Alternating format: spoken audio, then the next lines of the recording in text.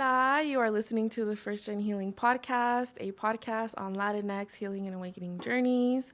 My name is Priscilla Luna, and I have a super special guest today. His name is Joseph. Woo! Woo. He is from Life the Plant Way. And Joseph, please introduce yourself. Tell us a little bit about you. Hola, everybody. Hola, bienvenidos. My name is Joseph Octaviani. I am a father, herbalist, healer from Tampa, Florida, currently residing in the West Coast, Los Angeles area. I'm best known for my curly hair and Life the Plant Way, which is my herbal brand. We sell uh, proprietary herbal formulas, so very unique herbal formulas that restore the body's health, make you feel good on the inside out. So that's kind of my mission, is to educate, to share this medicine, and yeah. Yay. All right. Tell us about your cultura, a little bit about your first gen experience. Take us back and give us kind of a foundation of where Joseph started. I always felt like I didn't really have a culture. I always felt like I didn't really fit anywhere, And I guess Okay. many of us, especially first generations, we all kind of, if you're in the United States, most of us have this identity crisis. Most of us are kind Mm-hmm. of searching for where we fit in. We're not Latino enough for the Latinos. We're not American enough for the Americans. And for me, I'm full Puerto Rican.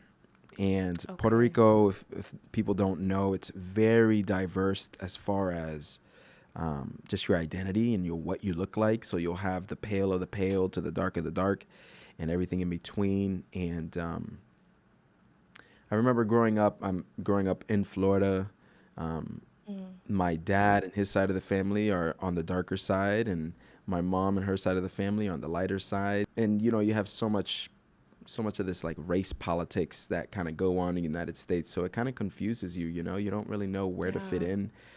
You're looking at census and you don't know whether to put black, white, or whatever. Because they don't really include everybody. So I grew up with a lot of that on my mind, kind of just trying to find my way. Trying to find where Mm-hmm. I fit. And one thing that really helped me out was hip hop culture, in general, because it doesn't matter what you look like, where you're from. It's kind of, we all share a similar struggle. We all share similar, you know what I mean, similar interests. I kind of leaned over to hip hop culture more than anything. Um, Mm. but I wish I could sit here and tell you I'm the fifth line of curanderos, and my parents were doing rituals and ceremonies, and I grew up off of that. I was mostly just in the streets. I was mostly just this hard-headed, ghetto kid that was a rebel. You know, Mm. um, I come from of I'm a product of kind of like a forbidden love. I like saying that because my parents, they were the kids who nobody wanted them to be together.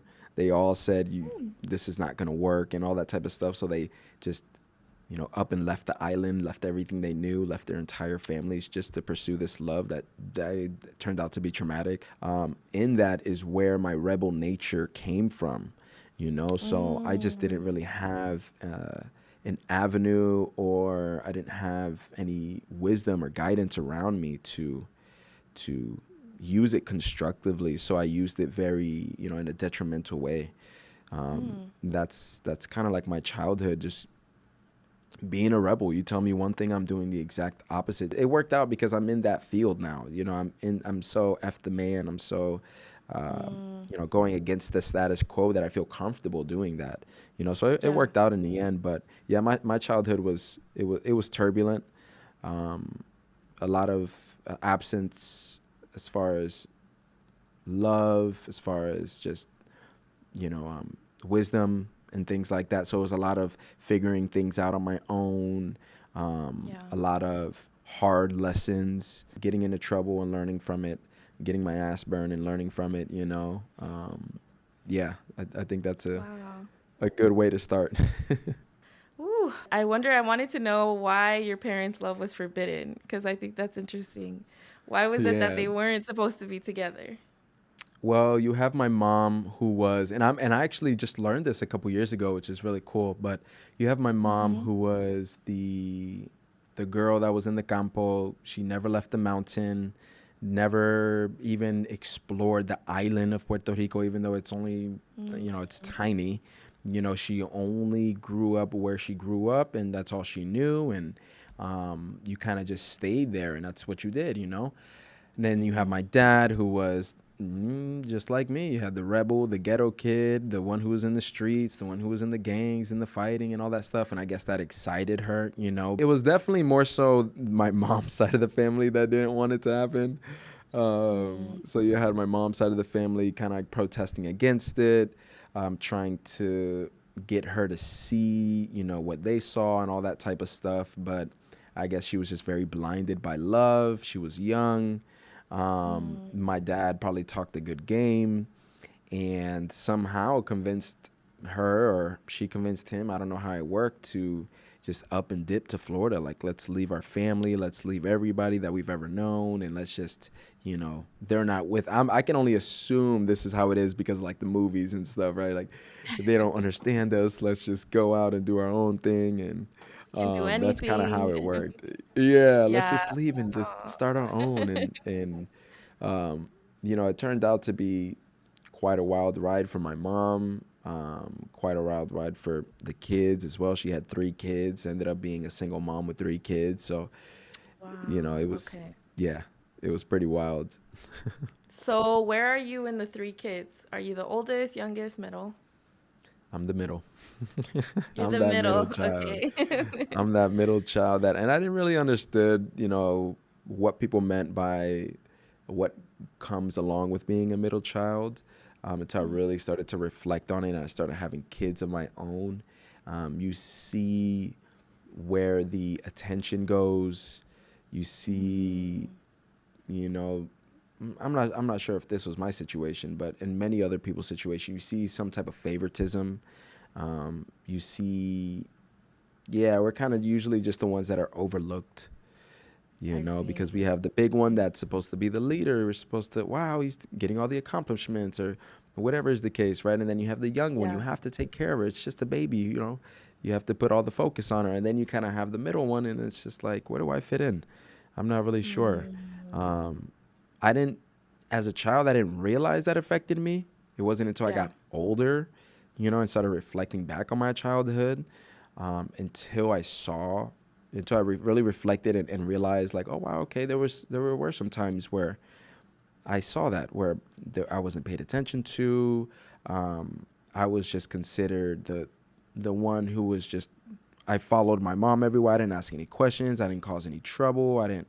But there was just no attention towards me, and Mm, nor did I ask for attention because I felt bad for taking it away from the older or the youngest. So yeah, I didn't really reflect on it until I got into my 20s, um, yeah. and I started like reflecting on my childhood. Like, wow, that's it's wild being the middle child. It's different. Mm-hmm. It's something you have to really learn to navigate. Yeah. So interesting because typically on here we have eldest or eldest acting. So cool to have you on, as a middle child representing. And it's so interesting how that unfolds, right? Like the role that you play or the things that you perceive as you're growing up kind of shape who you are. So potentially some of that rebellious energy that you already had, the fuel behind that was also maybe attention, right? Exactly. Yes. And I see it in Mm, my son now.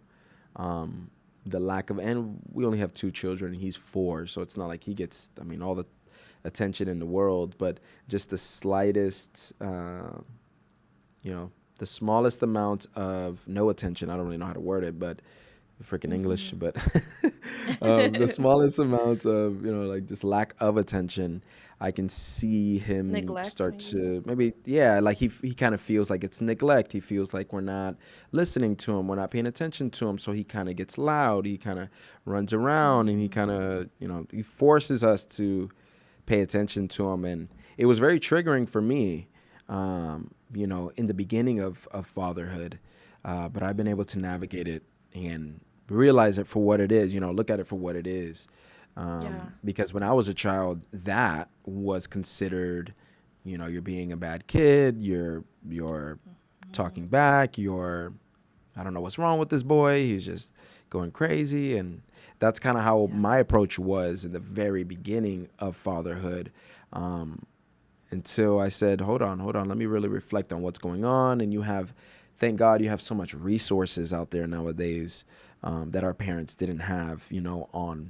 on trauma and holistic parenting and gentle parenting and all this type of stuff. So I'm grateful for that. So I've been able to kind of break that curse, um, yeah, with my child. So I'm Wow. grateful for that. That's so beautiful. It's such a nice follow up, I guess, episode because in the previous episode, we were talking about that how our parents had limited resources. There wasn't social media, right, where you can just go in and like Hmm. see other parents talk about their parenting style and what's working and what's not. And so their maybe approaches were limited, right? And their way of For viewing sure. things was also in a way limited. So for example, you see a child acting up, oh, he's being like a bad kid, like ay ese niño, he's just Hmm. trouble. Yeah. So really like already labeling you without maybe expanding beyond like what's actually happening. Maybe at that time your parents had divorce or there was issues there too. Like they don't maybe look beyond you and don't see like that the environment is also a part of how you're reacting to it. It's huge. It's huge. Yeah. So I'm very grateful, and I know my children are gonna be very grateful when they get older. Yeah, that's so awesome. Okay. So I'm really excited to hear what you resonate with most because the podcast is on healing and awakening journeys. Hmm. So, which journey, now that we know a little bit about your childhood, which journey do you resonate with most? And where was there awareness that, oh, like there's something here that I need to heal or that I'm awakening to, and I'm going to do something about it? I'm going to kind of take this a little to the left. I don't think you might have not expected it to hear this, but um, it can be easy to talk about health or something like that. But one thing that I'm actually growing increasingly passionate about is when I realized I had a lot of money trauma. Ooh, okay. Let's talk Yeah, about that it. one is huge, and especially being a Mhm. businessman, there was so much money trauma. There was so much scarcity that I had to fight within my own self. So much scarcity that was put onto me unconsciously or consciously. I'm not really sure. I like to give them the benefit of the doubt, of course. So it was unconsciously, Yeah. um, but just a lack in scarcity mindset.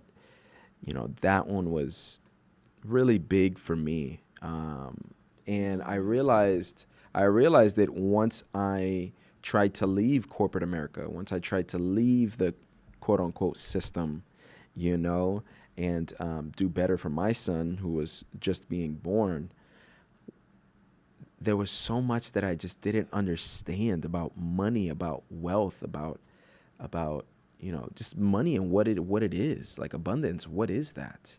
Ooh. I'm thinking Okay. abundance is just privilege. That's as Mhm. far as I understood it. Abundance is just Yeah. privilege, but it's like, to a certain extent, yes, but also it's like there was work that came behind that. There was a certain Okay. amount of, especially for people that look like us, who were in our predicament. It's easy for us to hate or to just put the privilege card on somebody, especially if they look like us. It's so easy for us to do that and to kind of like Yeah. downplay their success and what they had to go through. But when I really look at it, man, that we had to go through the most in order to get that. It was not Mm. handed to us. It was something that we had to heal on the inside, and a lot of it was from that just the scarcity mindset, and this Yeah. the fear of success. I feel like we fear success way more than we fear failure. I really Yeah. believe that, Ooh. because failure, all you have to do is, you can work through things. You can just get a job. You can kind of hustle and make ends meet. And a lot of the times, our parents did that, and um, people that look like us, they do that. They're able to. They're capable of, but they fear success. They fear of having too much. They fear of getting to a certain level and then crashing afterwards. That was a huge Yeah. thing with me. So breaking through that was no easy feat. Breaking through that required a lot of bad financial decisions.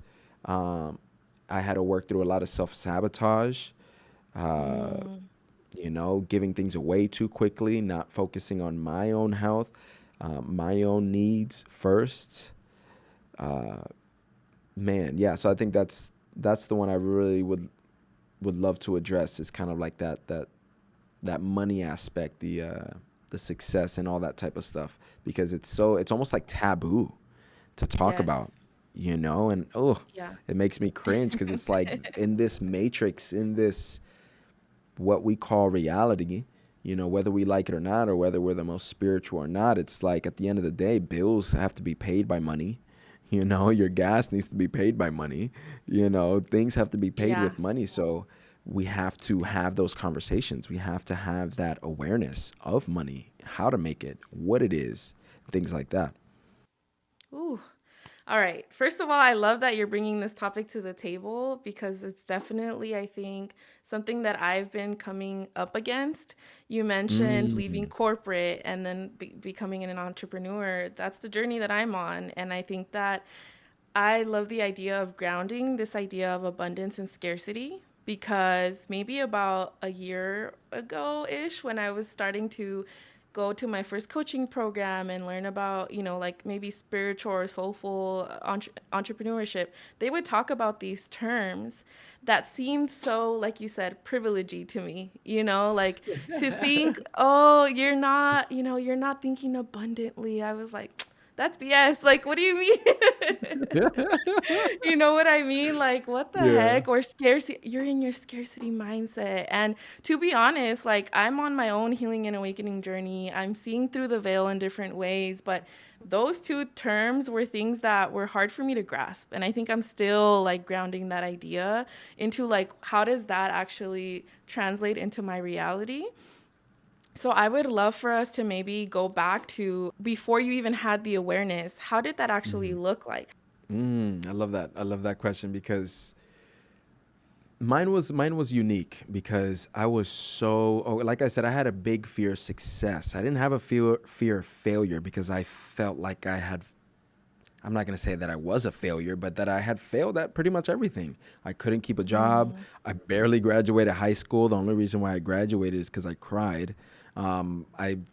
I wow. never had more than $100 in my pocket after bills. So I had felt like I already knew what failure was. I already knew what it was like to fail. So what it looked like for me, and I'm gonna paint you the picture. So my last Yes. corporate job was at a bank, Okay. and that was the most life draining job that I'd ever had. Um, Although it was the best as far as benefits and the so-called security and all these types of things that they sell you on, um, the joy was just stripped from me. Mm, And that was one thing that through all the hardships that I had been through, all the jobs that I had quit, through all those times where I was broke, at least I had my joy. At least mm, I worked at somewhere that I felt joy, you know? And so I never really cared to improve my situation because at least I was joyful, I was satisfied. But as soon as I went to okay. corporate America, they rob that joy of you. It's like the only joy they want you to feel is work related, or based on your merits, based on your what you did. And Mm, I was an artist at the time, so this it kind of helped okay. me on my awakening journey. I was a photographer, so I needed a creative space. Okay. And I remember working at the bank, and months in, after I was I was just a talkative guy. I was the one who was kind of disorganized, but everybody liked me, and so I was always given those chances. But at the end of the day, I knew what was up. I knew this. I didn't fit. I knew I was a liability to the company. um, And I just knew that I needed a way out. I just did not know what that way out was. What's really cool, I think, about your journey is one, you had contrast to already, like, there was already a spectrum for you of maybe super artistic, right? But maybe it wasn't lending you the financial beneficial part of what you needed. And then you Mm-hmm. had the other piece where it was giving you income, it was giving you benefits. And I think in terms of awakening, what is trippy is that usually people celebrate the corporate part, not the artistic part, right? So you're getting the Mm. praise maybe for like, you have the good job. What do you mean you're unhappy? This is what you need in your life. And Mm-hmm. yet you knew that this artistic part was probably giving you more life. It was giving your soul what it needed, right? Am I Mm-hmm. right in my spidey You are senses? definitely, no, you are 100%. You are on point. And for me, it was always, I never cared about money. Like I never had it. So is what am I caring about? As long as I had a roof over my head and I could eat, I don't care what it was that I was eating, but as long as I could eat and I had a roof over my head, even if, because I was kind of homeless. I was sleeping on floor to floor, garage to garage, sometimes in my car, sometimes at the park bench. But at least I was happy. Like I knew from an early age, like happiness was the key, you know? You But already then knew I that. also, as I grew up, it was like, okay, you need to be able to provide for yourself as well, Yeah. because there are a lot of times where that lack of money would cause some stress. That lack of money would cause a lot of uncertainty. And so I knew as I got older, I can't live like this forever. You know what I mean? When I was 17, I moved out the house. So from like 17 to 21, I'm just living life as a bachelor. I'm living life on the couches. I'm doing whatever. And I was like, this is cool. I'm young. I can sustain myself. I can do what I can do for $1 and be okay. But when as I was getting older, I started to realize like, okay, you want more in life. Like I want more in life. I want to be able to travel. I want to be able to have things, and I want that I want. Um, and so I realized that the artistry wasn't really cutting it. It was feeding my happiness. It was feeding the heart, but it wasn't feeding the pockets. And so that's when I made that leap into corporate America after quitting this part-time job that I had at a shoe store. I just up and quit. And I was like, you know what? Let me go get a quote unquote real job. You know. You're at this point now at like this is soul sucking. I need a way out. I don't know a way out. What do you do next? So, okay. So I looked at my options.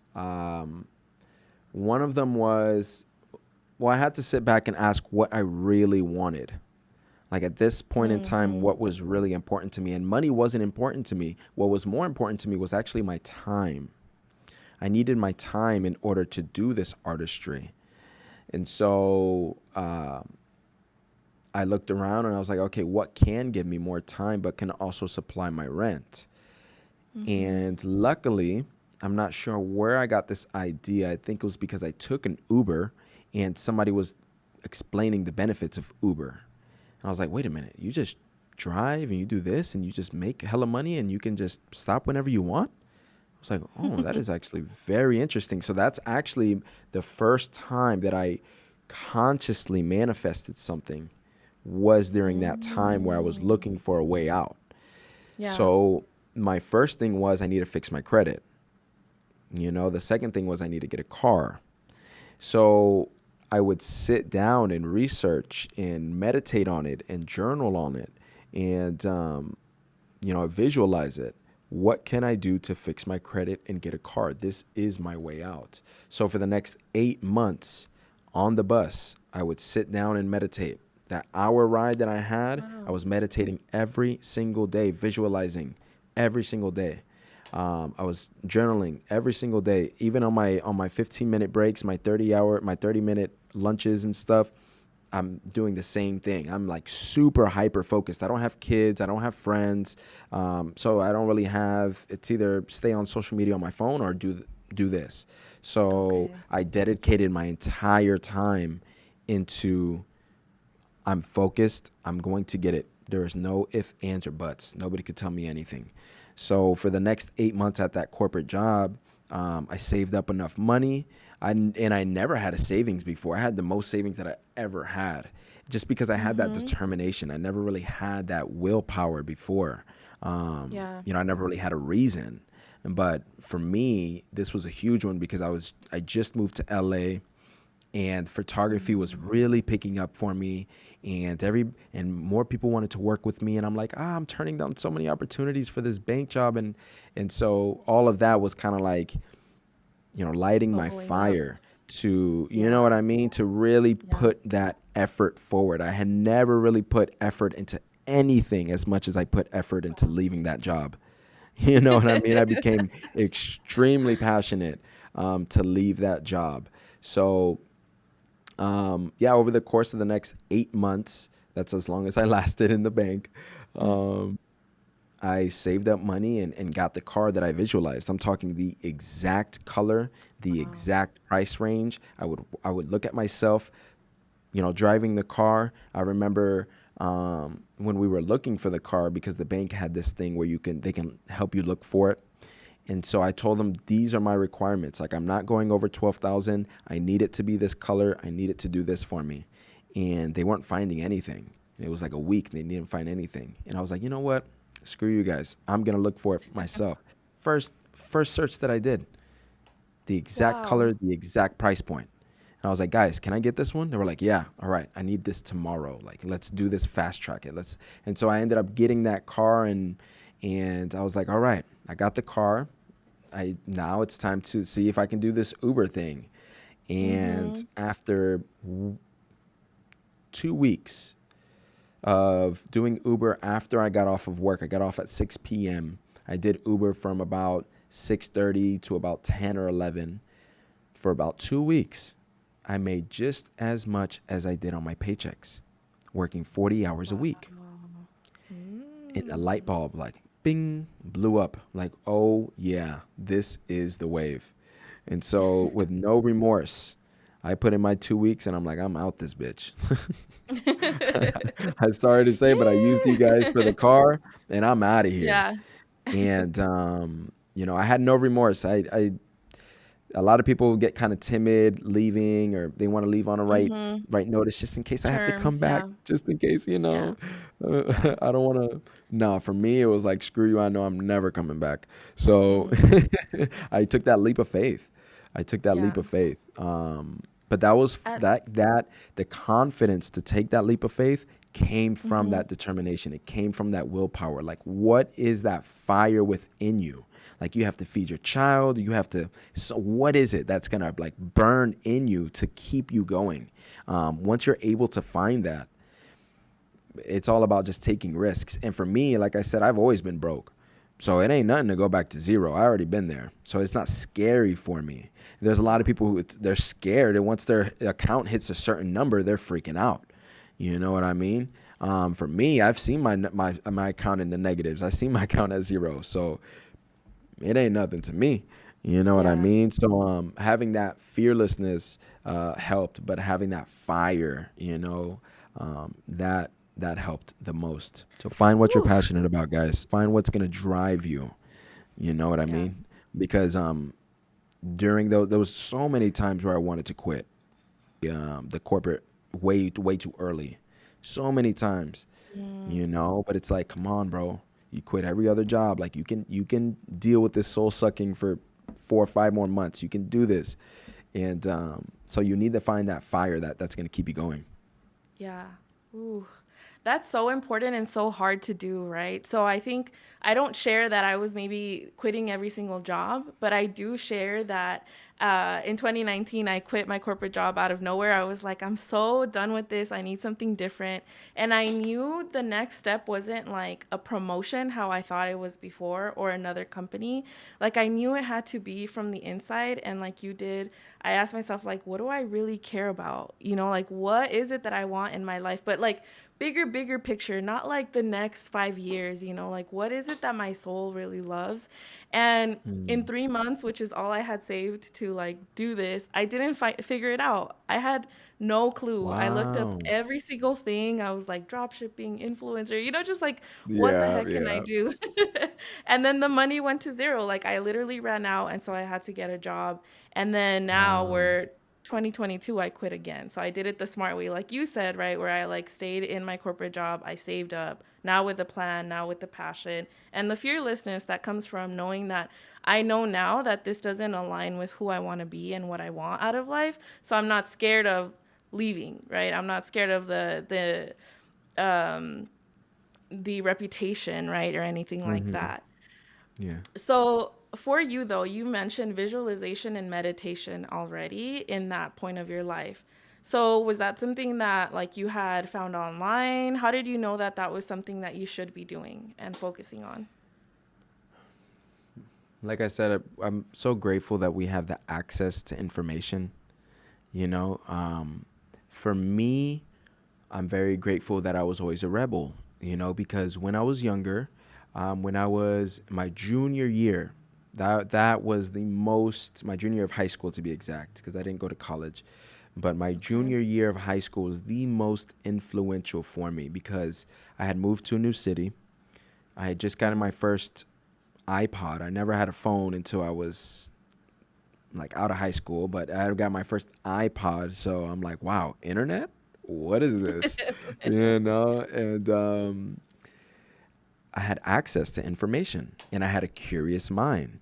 And I was already with the conspiracy theories and with the Oh, in governmental things junior and in whatever junior year year of of high high school. school? Yeah, I mean, even before that, you have to understand, like, growing up in the ghetto, it is already fuck the cops. It's already, they're telling you lies. It's already in the and like I said, hip hop culture is one that I really like. It raised me pretty much, and so I wasn't just into f this f that. I was into more conscious rap as well. So when I'm hearing these old heads, and it was a really big thing in the 90s, and then it kind of made like a little return during that time of my junior year actually. So I'm timing is everything. There were people who are my peers who were talking about that type of stuff. So, I'm hearing like ancient this, spiritual this. I'm hearing these type of words, just being exposed to it. And the curiosity took over and the access to information. So during that junior year, I legit went out of my house. Besides school, of course, I left my house. I can count how many times I left my house on one hand. I was glued to my room and my iPod and my Xbox. So like I was just, online. Like I was completely hooked. Not the healthiest of things, but during that time of my life, that's kind of like all I really wanted. I guess that's all I really needed, because I just started going on just binge watching and binge listening to every. I mean, I was an open book. And Yeah. so that's when I was exposed to visualization and spirituality and meditation and just kind of everything on that side of life. And so it Mhm. wasn't until I was 21, so it was years later, but I was already exposed to it. So it was just a Yeah. matter of tapping into it. You know what I mean? Yeah. Your mind had been open to it already. Exactly. I was already open to it. So if somebody is saying manifestation this, I'm already, what is that? I'm already curious. I'm already asking. Let me try it out. That's always been me. I hear the smallest of things. All right, let me just try that out. I don't need you guys. I don't need you to keep talking. I just want to just walk. Like, let me do it. During that time, like I said, when I sat down and I was like, all right, what is my way out? What do I want to do? Like, how do I get out of here? Let me get creative. That's when, the downloads just started coming in, spirit just started coming in, and hey, maybe look at this, maybe look at that. So I downloaded this meditation app called Headspace or whatever it was called. I'm downloading that and I'm just doing little meditations, just breathing here and there. And then I'm going Yeah. deeper into it. Let me look at something a little deeper. And so, you just go down the rabbit hole. You go down that rabbit hole. And for me, I was already influenced by it. I was already open to it. And so I just started seeing a bunch of YouTube videos on meditation, visualization, and manifestation and all that stuff. I was like, I'm going to try this. It can't hurt. I'm on the bus for an hour there, hour back. So I have time. I was like, all right, let me just let's start getting books. I started picking up audiobooks, and I start, you just dive down that hole, and you become Yeah. so obsessed with it. And especially when you start seeing results, especially Hmm. when you start seeing like little synchronicities. And I'm like, whoa, I just saw that in my meditation. I was like, whoa, okay. When you start seeing that, then the ball really starts going, and you just start diving more in. And that's what it was for me. Yeah. So curiosity played a huge part in that. And a lot of our curiosity from childhood was suppressed. Hey, don't look at that. Don't touch that. Don't go over there. You couldn't ask questions like in school. You can't really ask that many questions. They'll get annoyed of you. You know, Right. um, so I can understand why people have a hard time, even resonating with what we're talking about, because of that part, because of the curiosity and the imagination being suppressed as children. It's made it that much harder to manifest things, because that is quite literally what you need to manifest is your imagination, is the ability Hmm. to ask questions and to just go out into the unknown. Yeah. And to know yourself, right? Like if you Mm. don't know yourself, if you don't trust your intuition, then you are not aligning. Like I think well, that's a big part of my work is real or helping people realign with their intuition and make space for it and learn to basically trust themselves because I think that like you said, manifestation requires curiosity, but I think also knowing yourself or trusting that download that comes through, right? A But like hundred you and ten said, percent Yes. yeah, from a very young age, we're taught to not trust our intuitions. There's so much conditioning, like for example, así es la vida, right?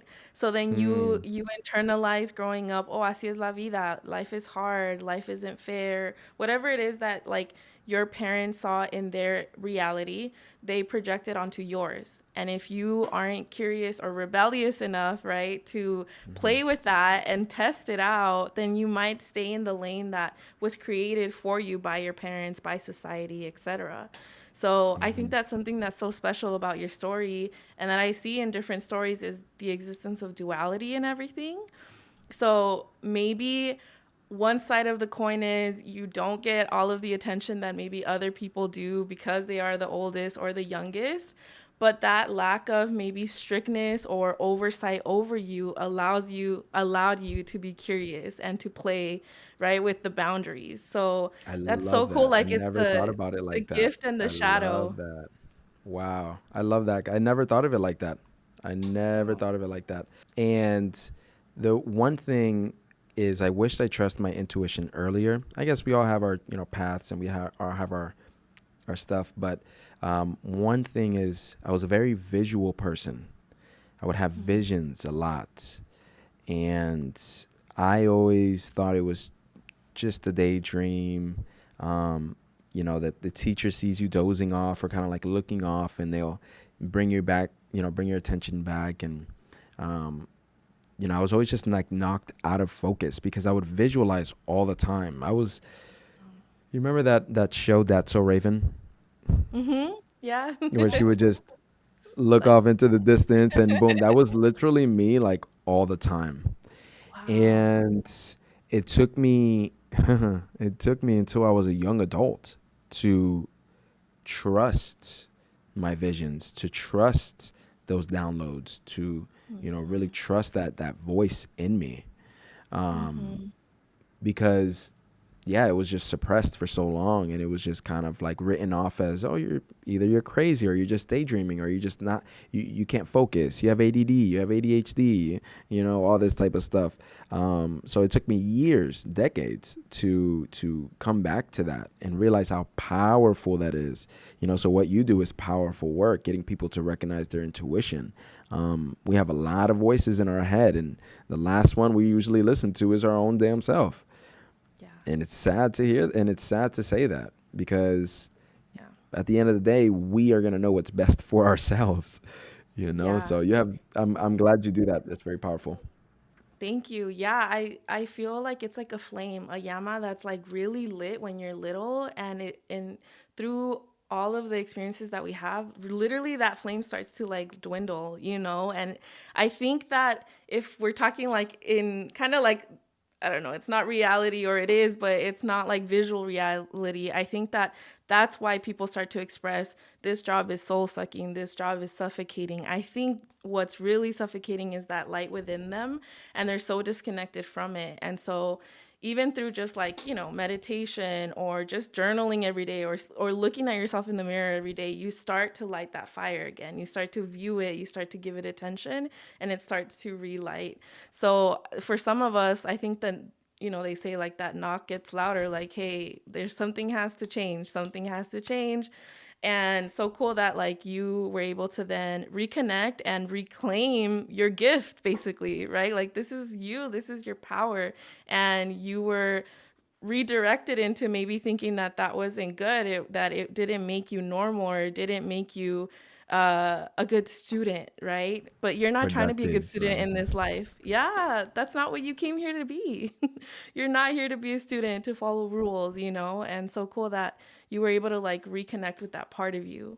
And I kind of want to continue to talk though about, or maybe ground a little bit more, like the abundance and scarcity mindset, because once you started to visualize, you started to do Uber, like, how did you start to see what abundance is? How did you start to get to know into like scarcity and abundance, knowing that you came from a place where that's all that maybe that was, you were conditioned to be in a scarcity mindset. So how does it start to become real and tangible, as opposed to just like this concept? Mm-hmm. Great question. Amazing question. Because it's making me, sit down and reflect in my timeline.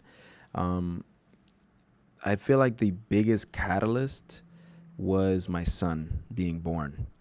Because now it's just, I can go with $10 in my pocket, $10 in my bank account, $0 in my bank account, but my child can't. He has things that Mm-hmm. he needs. It's not even just a want. For me, I just needed the bare minimum. For babies, if you want to, for them to be comfortable, if you are wanting, like I was, to break those cycles of trauma, break those cycles of comfort, because we were evicted all the time, and we never had stability and all that type of stuff. So I had all of those kind of like motivating me to change, to, you know, how can I bring stability into my life? So my son was the biggest kind of like catalyst for change, because it wasn't just for me anymore. And again, access to information. So when I really sat down, when my son was being born, and it was probably like a year into Uber. So even while I was doing Uber after I got it, I mean, I was reckless. I barely had money in my pocket. Hey, the roof was the bills were paid, and that's all I really cared about. Let me just live this carefree life, fun, fun, fun. Um, until my son was born, and that's when I had to step back and say, okay, do I really want to have to work 12 hours a day?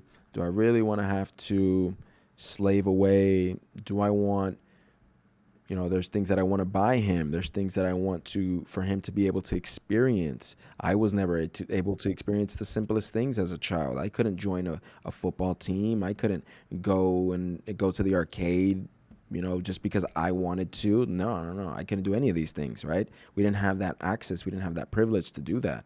And so I wanted to give my child the privilege. We grow up thinking privilege is such a bad thing. Everything is just privilege. Oh, they're privileged, privilege, privilege. Like it's some negative thing. That is a blessing to have privilege. You know what I mean? And it took a while for me to even understand that. You know what I Ooh, mean? yes, yes, So I wanted to give my son that privilege. I wanted to get my son stability and comfort. And so, yeah, that was the biggest thing for me. So it made me sit down and begin to learn what I didn't know. Like it made me sit down and begin to learn this beast called money, this beast called business and wealth and generational wealth. It made me sit down and like, okay, just like I learned how to do photography, just like I learned how to do everything else, like I can sit down and learn this for the betterment of everybody, not just me. And I knew that from a young age, I already knew I was going to be that trailblazer in my family. I was going to be the one of who brought many firsts into our family lineage. So I kind of took it as I had like a little chip on my shoulder. I was like, all right, this I'm gonna be helping out many people with this knowledge that I'll obtain. So I sat myself down and I started reading. YouTube University, buying whatever courses, whatever ebooks, whatever it is. I was actually investing into myself. I was investing into that knowledge, something I never did. Yeah. I thought it was okay, you make enough money, you're just gonna know, what to do with it. But that's not Yeah. how it works. Yeah. that's that's just not how it works. Yeah. And so because I was making more money than I ever had, but I had the same amount of money in the bank as I did years ago when I was working a part-time. So Mhm. seeing things like that and being uncomfortable by it. Before I wasn't uncomfortable. I could have made 10,000 and had $5 left in my bank account, and I wasn't uncomfortable. But as soon as that Mm. that discomfort came in, that was that catalyst for change, along with my son being born. But that discomfort, like, hold on, this doesn't even make me feel good anymore. Like, I have a child over there. I have a wife over there. I was like, do I really Yeah. want to play this game right now? Nah, that doesn't Yeah. make me comfortable. So, that added to that fuel to wanting to improve, wanting to better myself, wanting to educate myself, um, and looking around and realizing like, wait, as a people, black and brown, like we just don't have the knowledge of this. So if I can learn this, I mean, I'm going to be one of few who can give my people this information. So that was another thing that really motivated me. I didn't see too many people talking about it back in those times. This was probably like 10 years ago. I didn't really see and many people talking about generational. Now that's kind of like all you see, which is cool. It's great. It's trendy and that's great. But back then, 5, 10 years ago, you didn't really see people talking about generational wealth, especially people that looked like us. Um, so it gave me that extra motivation to, okay, I'm gonna take this back to my fam, and we're gonna be good. But it wasn't that simple, obviously. Um, it wasn't that simple. I would love for it to be that simple. Me to read something, learn it, and then tell my family, and we're all just rich and happy. Woo! But, it don't work that way because, yeah, life is life. So Yeah. but It's yeah, it came from that discomfort of wanting to just change something for my son, and so mhm. I just started investing into myself instead of investing into the. I mean, I didn't go to the clubs or anything, but instead of investing into the weed or investing it into whatever else I did, I was like, let me just buy this book, bro. It's $10. You know what I mean? Like, Yeah. let me just buy these courses. It's 50, $100. Like, what is that? Compared to what I would spend it on you know, if I didn't have this.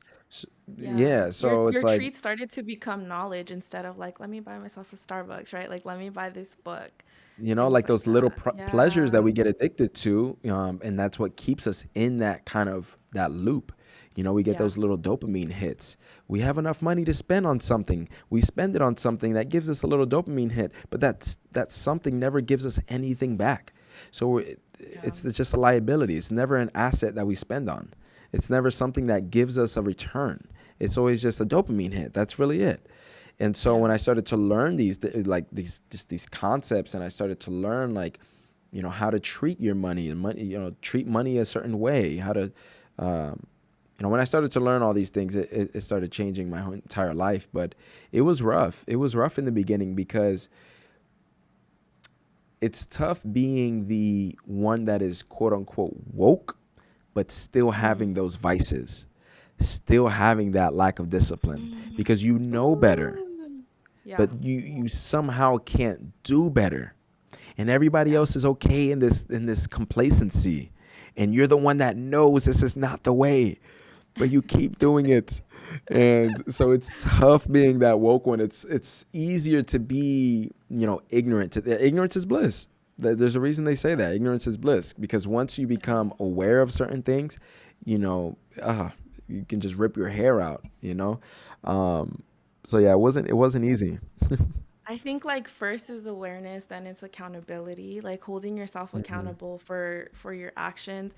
And that's where people get tripped up, I think sometimes, because there are also societal structures that maybe impair people, injustices and things, right? That do impair people from moving forward. However, there are some of us who are facing spaces in life where maybe that no longer applies as strongly as it did to our family Mm-hmm. members. And that's where it's hard because you really are stepping into another level that requires like a new level of knowledge, maybe, or discipline or accountability that we haven't seen mirrored, right? That we haven't seen an example of. And That's then we it. have to become that example. And that's That's tough. it. That is tough, man. And I like to remind people of this because I like to think that everybody who really comes to me, especially when it comes to like the healing or anything like that, usually are the ones that are trailblazers for their lineage. They're usually the ones that are doing the firsts, just like I was, you know? And so I like to remind people that sadly, there are people that just won't move until a road is paving for them. You know, Mm, like you can talk to your mom and your dad and your abuelita all you want about vegan this and healthy this. And it's just like if they haven't seen you do it just because you watch some YouTube videos, like if they haven't seen you go through the trials and tribulations and you haven't paven that road for them, they'll look at it like, I'm not, no, I'm not going down that road. I haven't, it's not even lit. Like, I don't know what to right. expect, you know, but Yeah. for some people like myself, and I'm sure you and many others, like we can look at a road that's not paved, but we have the determination to pave it, you know, for ourselves and then for our families. And so most of the people that come to me, I have to remind them like, you know, we are creating the road. The road was not created. So we're gonna fall into every single pothole. You know, we're gonna hit every single speed bump. We're gonna get Oh, whacked by everything, right? And we're gonna be paving it along the way. And you know, we have to get through that. You know, that's a part of our journey. And it's tough. It's tough, especially if you don't have a support system. It is tough. yeah. And you're gamble like you're continuously, it feels like a gamble, although there's also like this underlying maybe connection to source or universe, right, where you feel like this is the way, your intuition, once you learn to trust it, there is this underlying trust, but it's not something that you can um maybe help others see, right? And so it may feel like a constant gamble or constant trust fall into what seems dark, but maybe like you are paving the way. And I also do want to give credit though. I think like at some point I did look at things this way, but now I'm trying to reframe. I think our parents did pave a way. I think Mm, we're continuing that like unknown path, especially those of us who had parents that immigrated, right, to the US. I think like that was their version of it, and mm, maybe at some point they lost the fire to like continue going on the unknown path, and so a lot of people then start to be complacent, right, or be comfortable or be mhm. okay with where they stay. And so I think like we are continuing that unpaved path, but it's exhausting. And so I can definitely have empathy sometimes for like not wanting to stay on that path, because it's tiring. It's tiring to continuously feel like you need to trust yourself, like that you're relearning habits, you're relearning cycles. Like you said, it's easier to just stay in the loop, right? Than actually like try something different and step outside of that. Tupac says this one thing that I kind of think about often. He says, there's only about America only gives you about 30 years.